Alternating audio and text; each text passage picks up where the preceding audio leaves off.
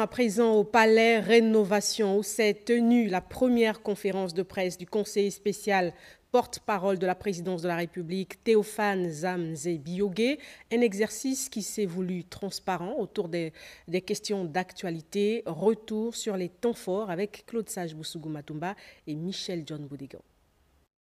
Pour sa première prise de parole publique, Théophane Zamze-Biyogé se livre à un exercice de clarté et de pédagogie. Le porte-parole de la présidence dresse ce jour le bilan des récentes activités du chef de l'État. Le chef de l'État a pris des décisions fortes, audacieuses et tout aussi assumées.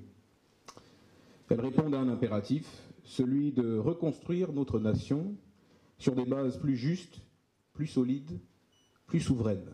Au chapitre diplomatique, il est revenu sur la visite du président de la République en Guinée équatoriale, un déplacement hautement symbolique. Cette visite d'État intervient dans un contexte particulier, consécutif à la décision de la Cour internationale de justice, CIJ, en date du 19 mai 2025, au sujet du différend frontalier relatif aux îles Mbagné, Cocotier et Conga.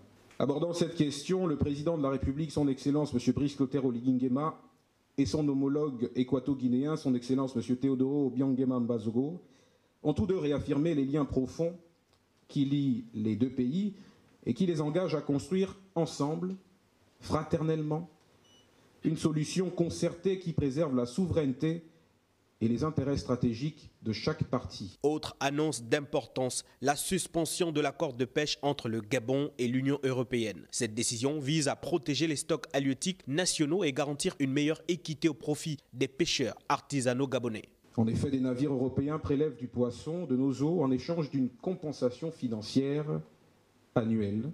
Mais cette compensation est largement inférieure à la valeur réelle des captures. Le Gabon donne beaucoup, mais le Gabon reçoit peu. Sur le plan national, Théophane Zamze-Biyogé a abordé la situation préoccupante de la SEEG face au délestage fréquent et à la dégradation du service. L'État promet des mesures concrètes pour améliorer l'accès à l'électricité et à l'eau potable dans les plus brefs délais. Comme vous le savez, l'entreprise est récemment sortie de son administration provisoire, laquelle avait été mise en place pour stabiliser une situation critique et faire la lumière sur l'ensemble de ces dysfonctionnements accumulés pendant des décennies et qui constituent un lourd héritage appelant des mesures fortes qui s'inscrivent sur le court, le moyen et le long terme. Les récentes mesures prises en Conseil des ministres n'ont pas été en marge de cette conférence. L'interdiction de l'exportation du manganèse brut à l'horizon 2029, qui marque une rupture claire avec le modèle économique extractiviste hérité du passé. L'interdiction de l'importation du poulet de chair à l'horizon 2027, une mesure qui vise à redonner toute sa place à la filière avicole nationale et à renforcer notre sécurité alimentaire. La mise en place d'une centrale d'achat publique afin de lutter plus efficacement contre la vie chère.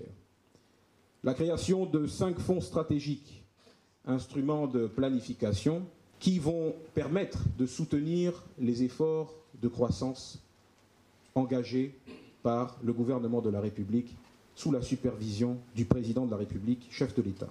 La situation des déguerpis de Plaine-Oretti a également été abordée. Le président de la République est sensible aux réactions diverses observées au niveau de l'opinion. Il suit très attentivement ce dossier et les services compétents sont à l'œuvre pour faire en sorte que les droits légitimes des compatriotes impactés soient pris en compte tout au long du processus en cours.